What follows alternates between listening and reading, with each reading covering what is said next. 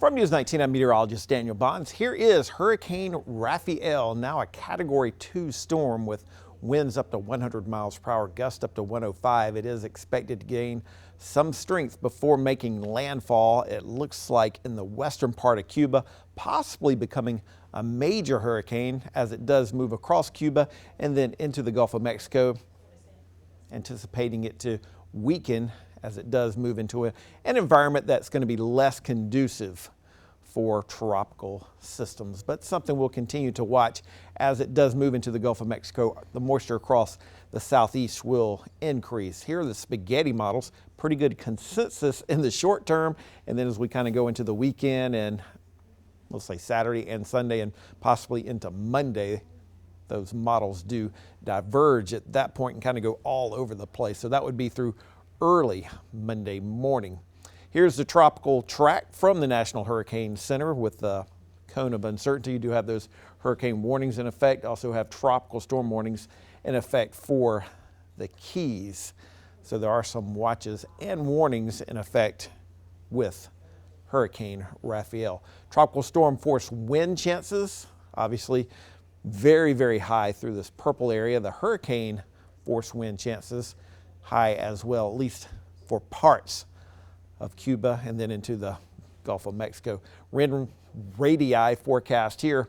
You notice not a very large wind field, but still something we'll continue to monitor as it is expected to move across Cuba and then into the Gulf of Mexico. Here are the hurricane force wind chances at this point, very high as it moves into Cuba and then into the Gulf of Mexico. So a storm we'll continue to monitor. Watching this area, National Hurricane Center does give this a low chance of further development over the next 7 days. So that'll be one we'll have to watch as it does move generally towards the Bahamas. Atlantic hurricane season, a very long season, obviously, and a busy one too. We've had 17 storms, 11 hurricanes. Obviously, our latest hurricane, Raphael, now a Category 2 storm. So pretty busy season out there across the Atlantic, and we'll continue to follow Hurricane Raphael as it does move into the Gulf of Mexico. Back here at home across the Midlands, yesterday we did manage to make it to 80 degrees. We'll probably be in that same range, it looks like, later today. And so far for the month of November, temperatures have been at least a little bit above normal each day. Did pick up 0.15 of an inch of rain. Haven't had a whole lot of rain this morning.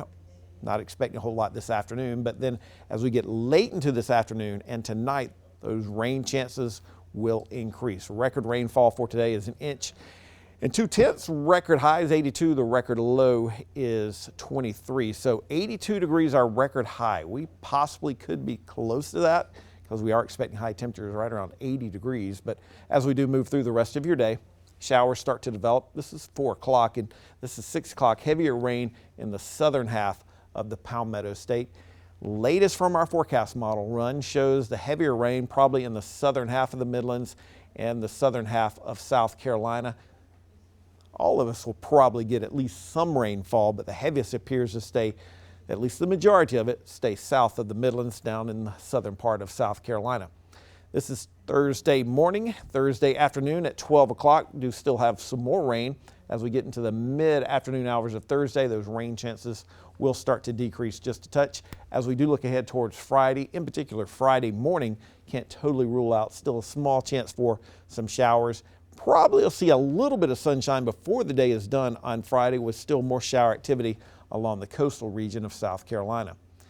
Here's how our forecast model sees the rainfall. Now, I'll show you this, but you'll notice some very high amounts of rain, at least from our in-house forecast model here showing down towards the low country of South Carolina. We can get too caught up on these totals, but I will say that appears to be an area we'll have to watch. We also will have to watch over in the western half of South Carolina. Weather Prediction Center indicating up to about 4 inches of rainfall.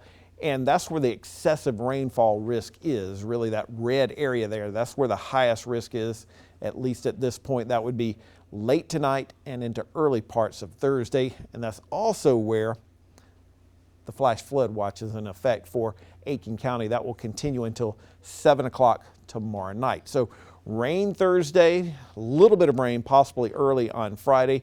You notice the American model shows basically that same idea. Here's our forecast for today. High temperatures in the upper 70s to near 80 degrees. Record high for today is 82, so we might be a near record. Heavy rain possible tonight as lows only drop into the mid to maybe upper 60s. Do believe our weather will improve a little bit on Friday with only a small chance of rain. We're going to keep things dry over the weekend. Upper 70s to near 80 degrees for Veterans Day. Mainly sunny on Tuesday with highs right around 78. Myrtle Beach forecast looking pretty good over the weekend, but there may be the possibility for some rain along the coastal region for Charleston and Myrtle Beach on Monday. Greenville forecast can't rule out a little bit of shower activity possibly on Sunday and maybe into Monday as well. Those temperatures drop down a little bit on Sunday. 8 to 14 days out, warmer than normal conditions November 13th through November 19th, and we do expect at least that small chance for wetter than normal conditions during that same time frame. You can follow me on the social media outlets. Have a great Wednesday.